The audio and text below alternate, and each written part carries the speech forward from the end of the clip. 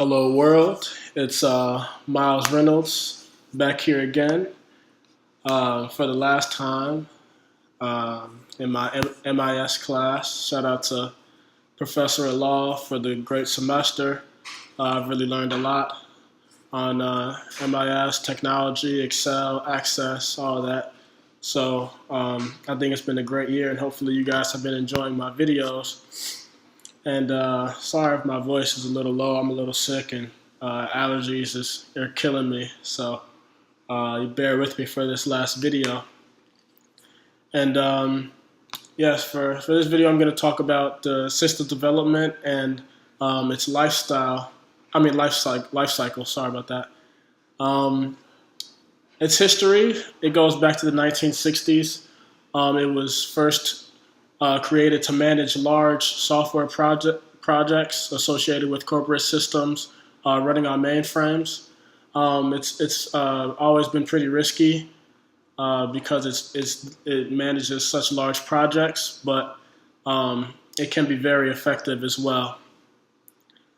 The various phases of those, there are 7 different phases. The first being the preliminary access, and this is basically just a review of its request. Basically, how is this going to be done? How is this going to be done? Possible? What alternatives exist? What's being done about it? Etc.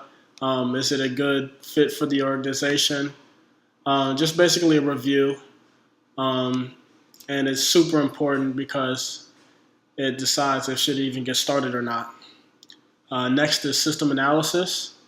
And in this phase, it's basically to determine the requirements for the new system. There's no programming done in this step, but procedures are documented, and key players are interviewed, and everything's getting looked at in the bigger picture.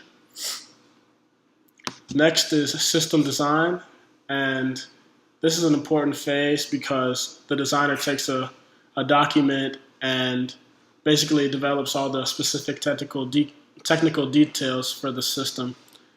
It'll have everything the program will actually need to create the system. Fourth is the programming step, and this is when the written programming gets done, and it uses the system design as a guide, and the programmer or team develop the program. Next is the testing phase. You put it through a series of structured tests. You find any bugs, errors, or problems, and you try to fix that and test it again. Next is the implementation, and that's basically once the system's developed and tested, it has to be implemented to the organization, like how the organization is going to put it to use, etc.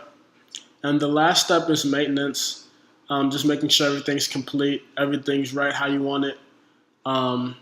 System updates are performed on a regular basis, so you don't lose anything. That's basically it on the cycles. All right, thank you.